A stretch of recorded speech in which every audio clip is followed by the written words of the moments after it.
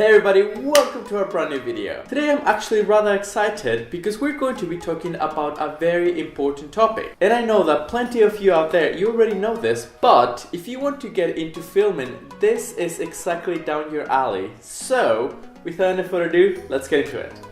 Alright guys, so we're going to be talking about video settings and when to use them. So this is actually a rather extensive topic and it might be a little bit complicated to understand at first. But once you start practicing, they're going to get easier and easier every single time.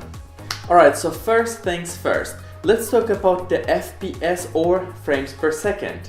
So, what a frame per second is going to be exactly that, like how many images does your video contain per second. The human eye can capture 24 frames per second, and that is going to be our main base or standard setting for videos. For example, this particular video right now is recording at 24 frames per second. So this is when things might get a little bit complicated or tricky, because 24 or 25 frames per second are not the only settings we can use. So we've got 24, 25, 30, 60, 120 and 240, and there are more, but this is our basic, like our basic bubble that usually like consumer friendly cameras nowadays have.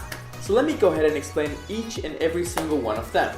Alright, so let's begin with 24 and 25 frames per second. The human eye can actually see between 24 and 25 frames per second, so that is going to be the more realistic look, and it's going to look very natural to the eye. So for example, if you've got an interview or there's a subject speaking, this would definitely be your go-to setting. Also, if you know that there's going to be no to little motion, this is your guy right here. And something very, very important that you need to know is that when you're using 24 and 25 frames per second, you can't slow this footage down. For the simple fact that we need more images to get those smooth slow motions or something like that. That means that if you're using this, you know for a fact that you can't slow it down. Now, let's talk about 30 frames per second. 30 frames per second are going to be your standard settings when you're, for example, at news or television. This is your go-to setting, and to be honest, I don't really like it. It depends on your camera. Now let's go to my favorite settings, which are those ones that you can actually slow down. So let's start with 50 and 60 frames per second. That is a very, very important rule when it comes to filming, and that is that if you want to slow your footage down, you need to double the amount of the base amount. That means that our base amount is 25 or 30 frames per second. 50 if you're using 25 frames per second, and 60 if you're using 30 frames per second. So these settings actually allow you to slow down your footage to 50%. So that means that at this moment, if you want to introduce a little bit of movement into your footage, for example like B-roll and stuff like that, this is going to be your go-to setting. Now let's go to 120 frames per second. Now this one is probably one of my favorites, because with this one you can go so dramatic. With 120 frames per second, you can actually slow down your footage down to 25 or 20 frames per second, which is going to be something like this.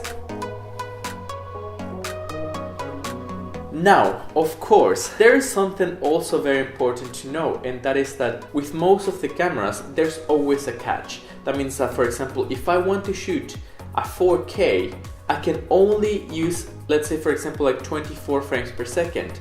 In certain cameras, you can go up to 50 frames per second, which is absolutely terrific. So if you want to use, for example, 120 frames per second, you would have to compromise a little bit on the quality. So in my particular example, if I want to record at 120 frames per second, I can only record at 1080. And last but definitely not least is 240 frames per second.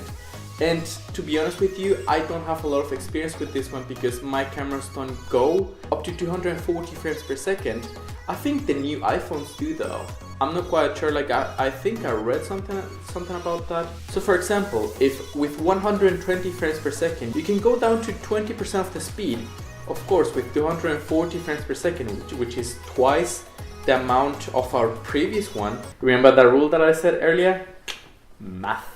So that means that you can go down to 10% of your footage. But I have to say, 10% of your speed like you might have something very specific in mind to use this particular setting, because otherwise like it would just look like way too slow. So yeah. And also, before we go any further with this video, there's something that is so important to remember, and that is the fact that frames per second and shutter speed are by far not the same thing, alright? So it's going to make sense for you in a sec. So let's keep going.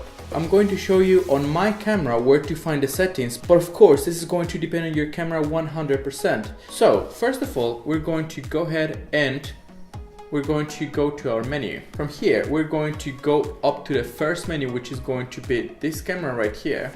And we're going to navigate to the menu number 2. And from here, we've got, for example, like file format and record setting. And that is the part that's very important for us. There you go. You're going to have, for example, if you want 24 or 30 frames per second. So I'm going to go with 100M. Again, this is for Sony cameras. This is going to be like the best and the highest resolution. So I just click OK. You have to match your shutter speed. That means if you're using 24 frames per second, you have to use a shutter speed of 1/50th of a second. If we're using a 30 frames per second, we're going to be shooting at 1/60th of a second, and so on so far. If we're shooting at 120 frames per second, we're going to be shooting at 1/250th of a second. So the important thing to remember here is that whatever amount of frames per second you're using, you're going to double that, and that is going to be your shutter speed. So there you go, guys. I really hope you liked this video. I seriously hope you found this information helpful. Again, like I said, it might be a little bit tricky and it might seem a little bit complicated at first, but trust me, the more you do it and the more you practice, you're going to be great at it, because it's not that complicated. So if you found this video helpful, do make sure you hit that like button, subscribe for this and further really cool videos, and I'll catch you on the next one. Bye!